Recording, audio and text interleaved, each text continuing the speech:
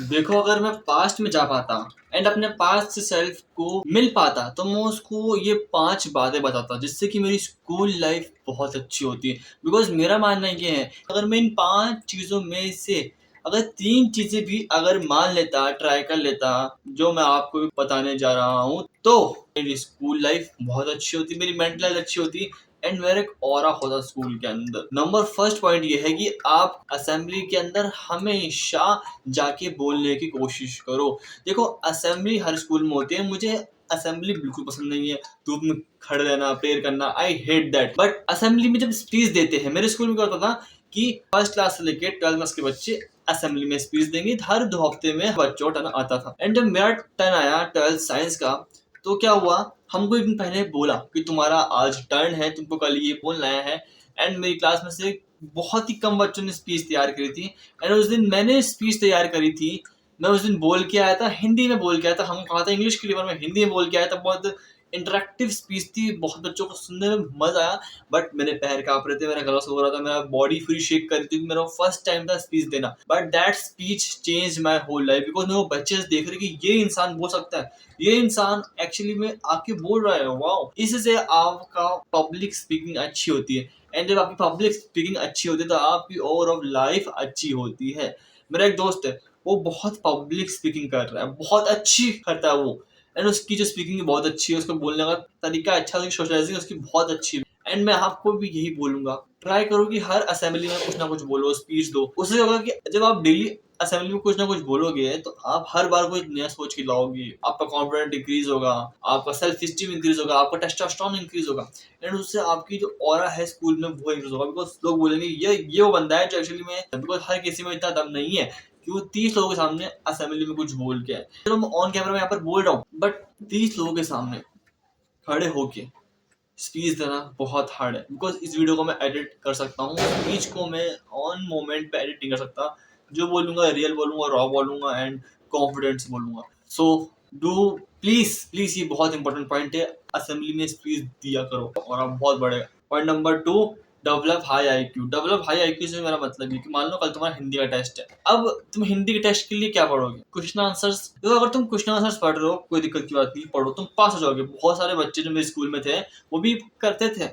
But question answers पढ़ने से तुमको एक लिमिटेड नॉलेज मिलती है, तुम सिर्फ पास हो जाते हो। मैं पर्सनली क्या करता था, बुक पढ़ता था, पूरी कहानी पढ़ता था हिंदी की। बिकॉज हिंदी कहानी कितनी लंबी होती है, 10 पन्ने, 20 पन्ने, 25 पन्ने। 25 पन्नों को पढ़ने में मुश्किल से 1 घंटा भर लगता है। एंड जब 25 पन्नों का पढ़ लेते हो ना, तो आपका पूरा कहानी का सारा आपके दिमाग में होता है, आप कहानियों किस तरीके से लिख सकते हो। तो वैसे ही केमिस्ट्री में कॉन्सेप्ट समझ में आ गए तो आप लैंग्वेज किस तरीके से लिख सकते हो। मैथ्स में कॉन्सेप्ट समझ आ गए तो आपको कोई जो क्वेश्चन दे दूंगा आप कर सकते हो। हाई आईक्यू ऐसे डेवलप होता है, जब तुम कॉन्सेप्ट समझ जाते हो किसी चीज का तो तुम उस कॉन्सेप्ट को अलग अलग जगह अप्लाई कर सकते हो। एंड वो कॉन्सेप्ट जरूर नहीं कि तुम्हारे एग्जाम में काम आए, वो कॉन्सेप्ट तुम्हारे रियल लाइफ में काम हो सकता है, रियल प्रोजेक्ट में काम हो सकता है।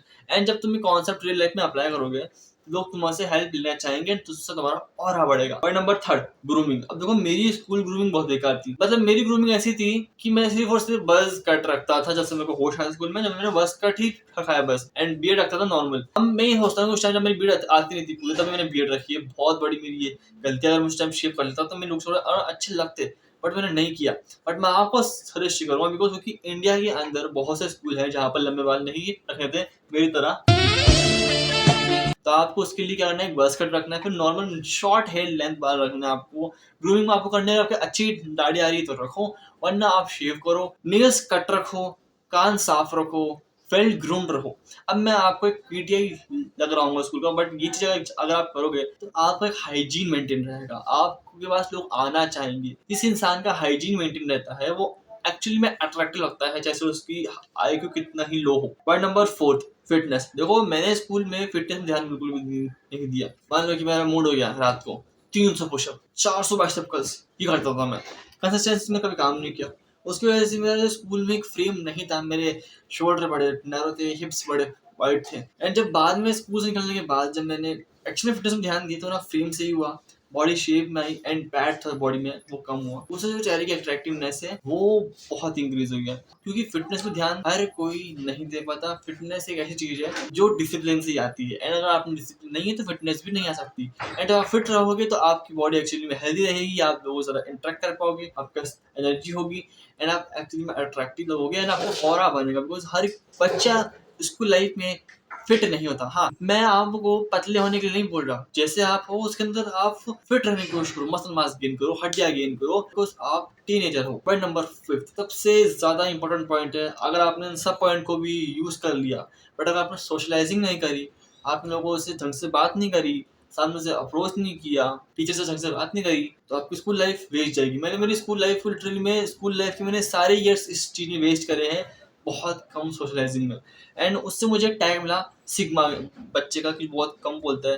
बट अब मैं ये मानता हूँ कि जो सिग्मा लोग होते हैं, जब मुझे लगता है कि बहुत कम लोग बोलते हैं, बोलते तो बहुत कम है, बट जब भी लोग मुंह खोलते हैं ना बहुत बेकार बोलते हैं, इनसे बोला जाता नहीं है, इनकी बस की बोलनी होती नहीं है, तभी ये थोड़ा कम बोलते हैं। इसलिए ट्राई करो लोगों से बात करो। मैंने स्कूल के लास्ट ईयर में बहुत लोगों से बात करी, कॉलेज में आने के बाद भी मैंने कॉलेज के सारे ईयर्स में लोगों से बात करी, सोशलाइजिंग करी, अपनी जानकारी बढ़ाई है, क्योंकि वही इंपॉर्टेंट होता है। ये 5 पॉइंट अगर आप अपना लोगे तो आपकी स्कूल लाइफ मैं गारंटी लिख के दे रहा हूँ एनहांस होगी, आपका माइंड शांत रहेगा, लाइफ में आप आगे बढ़ोगे एंड आप एक्चुअली में अपनी स्कूल को अच्छी कर पाओगे।